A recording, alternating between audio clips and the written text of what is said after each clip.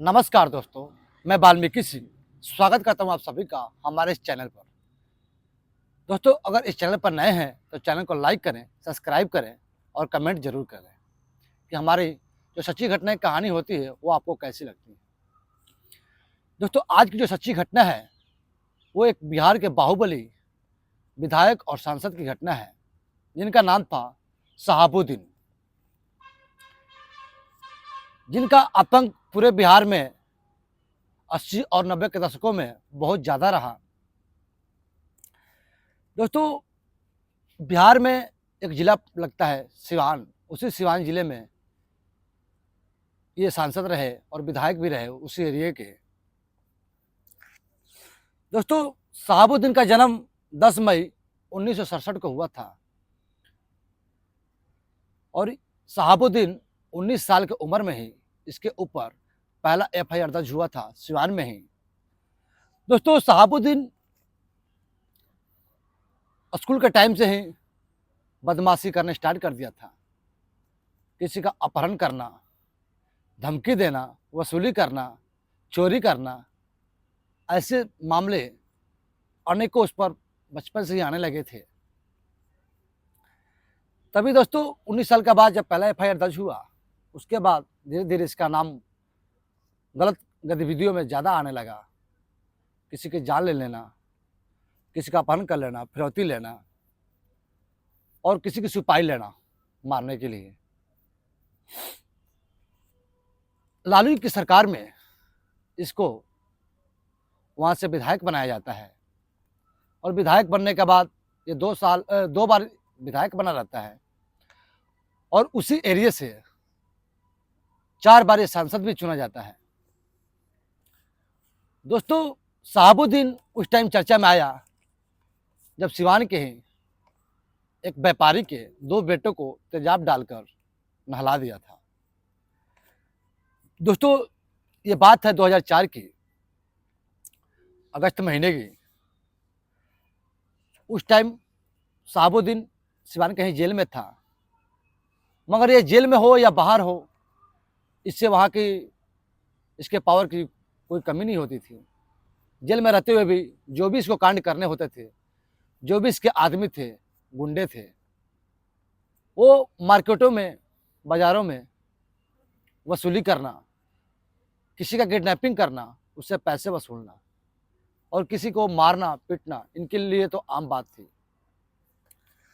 दोस्तों, कहा जाता है कि सिवान के जेल में ही शहाबुद्दीन की मीटिंग होती थी और इसके जो भी चहेते लोग थे वो जेल में ही मिला करते थे और वहीं पर मीटिंग होती थी, इनकी बात होती थी और इनके गुंडों के साथ मिलकर अपनी प्लानिंग भी होती थी, जो इनके ही गुंडे थे।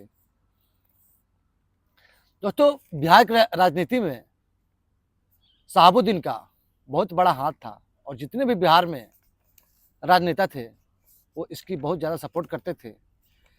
या तो इसके डर से मान लें, डर खौफ से मान लें, या कुछ भी मान सकते हैं। देखो, लालू की जो सरकार थी, लालू की सरकार की तरफ से इसको फुल सपोर्ट था। लालू की सरकार में ही इसने बहुत बड़े बड़े कांड किए। लालू की सरकार में जब विधायक भी था और सांसद भी था, उस टाइम इसने 2 लड़कों को तेजाब डालकर जलाने का घटना किया था।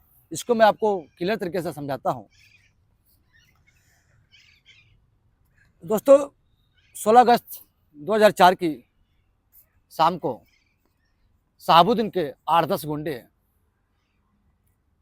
चंदा बाबू एक वहाँ के व्यापारी थे जिनकी किराना स्टोर की दुकान थी। चंदा बाबू अपने बीवी और उनका एक बच्चा था विकलांग। चंदा बाबू के 4 बच्चे थे, एक बेटी थी। 3 बेटे जो थे वो बढ़िया थे, बड़े थे, जवान बच्चे थे। वो दुकान संभाला करते थे चंदा बाबू की, जो किराना स्टोर थी। और एक जो छोटा बेटा था वो दोनों पैरों से विकलांग था, वो चल फिर नहीं सकता था।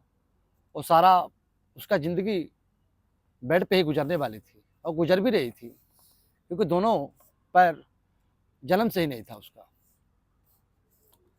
दोस्तों, चंदा बाबू अपने भाई से मिलने के लिए पटना चले जाते हैं। अपने बीवी और विकलांग बच्चे और बेटी के साथ 16 अगस्त की सुबह में, 16 अगस्त की शाम को शहाबुद्दीन के गुंडे आते हैं 8-10 के करीब में, और चंदा बाबू की दुकान पर आकर उनके बेटे जो वहाँ दुकान चला रहे थे, इनके पैसों का बक्सा में हाथ डालते हैं और जितने भी पैसे थे वो निकाल लेते हैं। क्योंकि इन लोगों का काम ही था पूरे मार्केट में, पूरे बाजार में लोगों के पैसे लूटने और धमकाकर पैसे छीनने।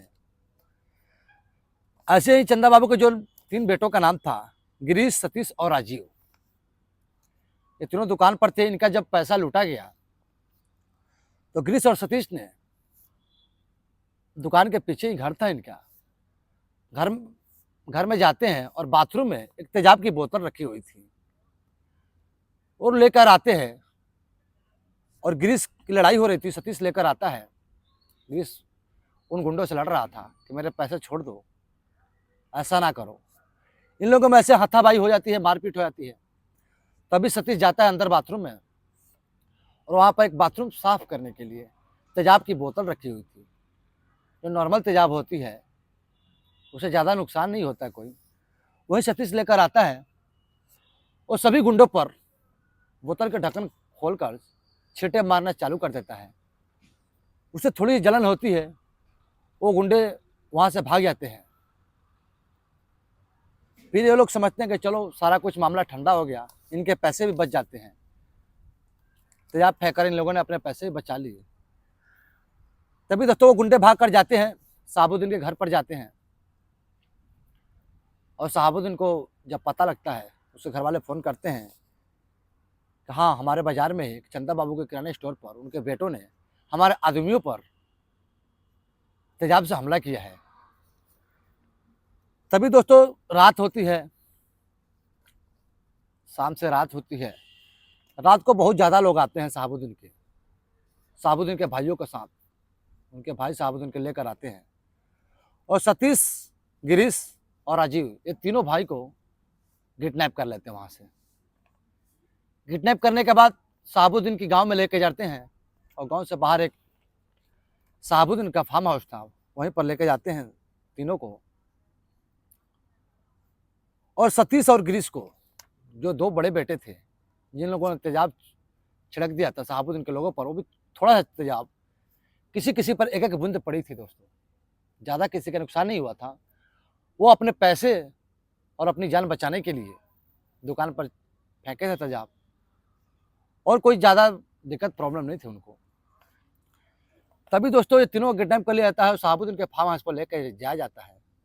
और गिरीश और सतीश को एक पेड़ होता है, जैसे आप हमारे पीछे पेड़ देख रहे हैं, ऐसे ही पेड़ पर दोनों हाथ बांधकर लटका दिया जाता है। तभी वहाँ पर सभी शहाबुद्दीन के भाई मौजूद थे। तभी वहाँ पर एंट्री होती है शहाबुद्दीन की। शहाबुद्दीन आता है और एक चेयर आकर बैठ जाता है और अपने भाइयों को हुक्म देता है कि बड़े बड़े वहाँ पर 2 ड्रम आए हुए थे, जो ओरिजिनल तेजाब होते हैं, कि जिसका थोड़ा भी छींटा पड़ने पर वहाँ का मांस गला देते हैं। वैसे तेजाब मंगाया था शहाबुद्दीन ने। शहाबुद्दीन ने अपने भाइयों को ऑर्डर देता है कि दोनों तेजाब के ड्रमों को खोलकर और इस सतीश और गिरीश को नहलाना स्टार्ट कर दो। शहाबुद्दीन के भाई और उसके गुंडे जो भी थे वहाँ पर ड्रम का ढक्कन खोलकर बाल्टी में तेजाब डालते हैं और उसके बाद सतीश और गिरीश के ऊपर डालना स्टार्ट करते हैं। दोस्तों जब इन दोनों के सिर पर तेजाब पड़ती है तो ये जोर जोर से चिल्लाने लगते हैं और मुझे माफ़ कर दो, हमें माफ़ कर दो की विनती करने लगते हैं शहाबुद्दीन से। ये सारा कुछ मंजर गिरीश और सतीश का भाई राजीव वहीं पर एक कमरे में, छोटे से कमरे में इसको बंद करके रखा हुआ था। वो कमरे गेट के छोटे से एक छेद था, उसी सुराग में से देख रहा था अपने भाइयों का मौत का नज़ारा। क्योंकि बंद था, कुछ कर नहीं सकता था। उसके बाद दोस्तों जितने धीरे धीरे तेजाब डाल रहे थे, तड़पा तड़पा कर मार रहे थे, वो तेजाब शरीर पर पड़ रहा था और उन दोनों भाइयों के शरीर से मांस के छोटे छोटे टुकड़े होकर जमीन पर गिर रहे थे। दोस्तों यही सिलसिला 2 घंटे तक चलता रहा। शहाबुद्दीन ने बहुत तड़पा तड़पा कर उन दोनों भाइयों को मारा। 2 घंटे बाद दोनों भाइयों के शरीर पर कुछ भी मांस नहीं था, सिर्फ उनकी हड्डी जो थी वही पेड़ पर लटकी हुई थी। हड्डी के अलावा कुछ भी नहीं था, क्योंकि सारा जो शरीर का मांस था वो गल गल कर, पिघल पिघल कर तेजाब की वजह से छोटा छोटा होकर नीचे चारों तरफ मांस ही बिखर गया था। उसके बाद दोस्तों उनकी मौत हो जाती है वहीं पर। उसके बाद राजीव को वहां से निकालते हैं और एक अनाज के गोदाम में बंद कर देते हैं। वहीं पर बगल में ही था एक अनाज का गोदाम, जहाँ पर गेहूं और चावल और धान भी रखे हुए थे, शहाबुद्दीन के ही। वहीं पर बंद हो करके वो लोग वहां से चले जाते हैं। तभी रात को मौका पाकर राजीव वहां से खिड़की के द्वारा निकल जाता है और उस गोदाम से बाहर निकल जाता है, भाग जाता है। और पास के ही खेतों में, बहुत दूर में गन्ने के खेत लगा हुआ था, उसी खेतों में जाकर छुप जाता है। उसी रात में शहाबुद्दीन के लोग ढूंढने लगते हैं, वो नहीं मिलता है। दोस्तों 3 दिन तक राजीव उसी गन्ने के खेतों में छुप कर रहता है। तभी तीसरे दिन ही सुबह में शहाबुद्दीन के गुंडे जो थे, गुंडों की आंख लग जाती है, चारों तरफ गुंडे फैले हुए थे। तभी वहीं से राजीव निकलकर भाग जाता है। और उसके भाइयों के मौत होने के टाइम ही कुछ लोगों द्वारा इनके पापा जो थे, डैडी चंदा बाबू को पटना में ही फ़ोन चला गया था। नवे नवे नंबर से फ़ोन आ रहे थे कि तुम्हारे बेटों की मौत हो गई है, 2 बेटों की मौत हो गई, तीसरा बेटा गायब है और तुम सिवान में आना नहीं तो तुम सारे परिवार मारे जाओगे, शहाबुद्दीन किसी को नहीं छोड़ेगा। तभी दोस्तों चंदा बाबू नहीं मानते, वो अपने घर आते हैं अपने बच्चे और बेटे को लेकर, बच्ची एक बेटी थी, एक बेटा और बीवी को लेकर अपने घर आते हैं 2-3 दिन बाद, क्योंकि उनको रहा नहीं जा रहा था। एक बेटा भी फरार है, बचा कि नहीं बचा, और 2 बेटे जो मेरे मारे गए वो किस हालत में हैं, वो देखने के लिए बेचैन होते हैं। तभी 3 दिन बाद जब घर पे आते हैं, तभी गन्ने के खेत में से राजीव निकलकर तीसरे दिन सुबह में ही वो घर जाता है और अपने पापा से मिलता है और बोलता है, पापा हमारे दोनों भाई को शहाबुद्दीन ने तेजाब से नहलाकर मार दिया। दोनों बाप बेटे और माँ का रो रो कर बुरा हाल होता है दोस्तों। शहाबुद्दीन का इतना खौफ था पूरे सिवान में कि वहां का जो पुलिस होती है, चंदा बाबू और उसका जो बेटा था राजीव और बीबी, ये सब जाते हैं अपने बेटे का कत्ल का मुकदमा दर्ज कराने। वहाँ की जो पुलिस होती है वो शहाबुद्दीन का नाम सुनकर ही पीछे हट जाती है और बोलती है कि यहाँ पर कुछ नहीं हो सकता है, आप ऊपर के अफसरों के पास जाइए। तभी चंदा बाबू जाते हैं एसपी के सिवान के एसपी के पास। वहाँ के एसपी भी पहले बहुत देर कंप्लेंट नहीं लिखते हैं। उसके बाद थोड़ी देर बाद वो डीजीपी को कॉल लगाते हैं पटना में और बोलते हैं कि शहाबुद्दीन ने 2 लड़कों को तेजाब डालकर नहलाकर मार दिया है और उन दोनों लड़कों को साथ में एक तीसरा लड़का था जो सामने बैठा है, वो गवाही देने के लिए तैयार है, बयान लिखवाने के लिए भी तैयार है। उन दोनों बच्चे के माता पिता भी आए हुए हैं। डीजीपी साहब कहते हैं कि दिक्कत बहुत है, ऊपर से प्रेशर है, क्योंकि पता है आपको कि पूरे बिहार में लालू की सरकार थी और लालू की सरकार का आदमी था, खास आदमी था शहाबुद्दीन, इसीलिए कहीं पर कोई कार्रवाई नहीं कर पा रहा था क्योंकि बहुत डर था। डीजीपी साहब फ़ोन काट देते हैं। उसके बाद थोड़ी देर बाद फ़ोन करते हैं, बोलते हैं इनका एफआईआर दर्ज कर लो शहाबुद्दीन के खिलाफ। तो जो वहाँ के एसपी होते हैं बोलते हैं, सर फिर हमारी सुरक्षा क्या होगा? तो डीजीपी साहब बोलते हैं कि तुम्हारी सुरक्षा के लिए तुम्हारे गार्ड हैं, तुम्हारे पास पुलिस वाले हैं, और चंदा बाबू की सुरक्षा के लिए मैं बिहार बीएमपी के 3 फोर्स दे देता हूँ, जो चंदा बाबू और उनके बेटे राजीव और उनकी फैमिली की रक्षा करेंगे। दोस्तों, शहाबुद्दीन के खिलाफ एफआईआर दर्ज हो जाती है। शहाबुद्दीन की तो पहले से ही जेल में था। उसके बाद ये भी आरोप लग जाता है उसको ऊपर कि हाँ, इन 2 लोगों का मर्डर किया है, तेजाब से नहलाकर मार दिया है। दोस्तों, ये हो जाने के बाद भी शहाबुद्दीन पर कोई बड़ी कार्रवाई नहीं हो रही थी, कोई बड़ा एक्शन नहीं हो रहा था। नॉर्मल तरीके से वो अपनी लाइफ जीता था, जब मर्जी जेल से बाहर, जब मर्जी जेल में, क्योंकि उस पे पहले से ही 40 मुकदमे चल रहे थे। जो सबसे मजबूत मुकाबला था यही हुआ था, जो खतरनाक मुकाबला मुकदमा हुआ था जो। उसके बाद उस पर कार्रवाई ना होने की वजह से चंदा बाबू पूरे बिहार के जितने भी बड़े बड़े नेता थे, उन सभी नेताओं के पास जाते हैं और इंसाफ मांगते हैं कि हमको इंसाफ दिया जाए। मेरे बेटे का कातिल दिन दहाड़े घूम रहा है, उस पर कोई कार्रवाई नहीं हो रही है हमारे बेटे के केस के सिलसिले में। दोस्तों, पूरे बिहार में चंदा बाबू की कोई बात नहीं सुनता है। लास्ट में 1 साल होने वाले होते हैं, तभी वो दिल्ली आते हैं और दिल्ली के कुछ कांग्रेस के दिग्गज नेताओं से मिलते हैं और अपनी दुख भरी कहानी बताते हैं। उसके बाद दिल्ली से जब दोस्तों प्रेशर पड़ता है, उसके बाद शहाबुद्दीन को, क्योंकि शहाबुद्दीन सिवान के जेल में है या घर पे है, वहाँ पे कोई फर्क नहीं था। फिर शहाबुद्दीन को बिहार के जेल से इस केस को दिल्ली में भी रिपोर्ट किया जाता है और दिल्ली के तिहाड़ जेल में ले आया जाता है, बिहार के सिवान से। उसके बाद बिहार से लेकर आया था सिवान जेल, तिहाड़ जेल दिल्ली, और दिल्ली में ही चंदा बाबू के बेटों की जो केस की सुनवाई थी वो पटना में होने लगती है दिल्ली के प्रेशर पर। उसके बाद इस केस में भी शहाबुद्दीन को उम्र कैद की सजा होती है, इन 2 भाइयों को तेजाब से नहलाने के मर्डर के केस में। उसके बाद एक और केस था जो किसी व्यक्ति की किडनैपिंग किया था शहाबुद्दीन, और वो व्यक्ति मिला नहीं और उसका मौत का भी पता नहीं लगा कि मौत हुई कि नहीं हुई।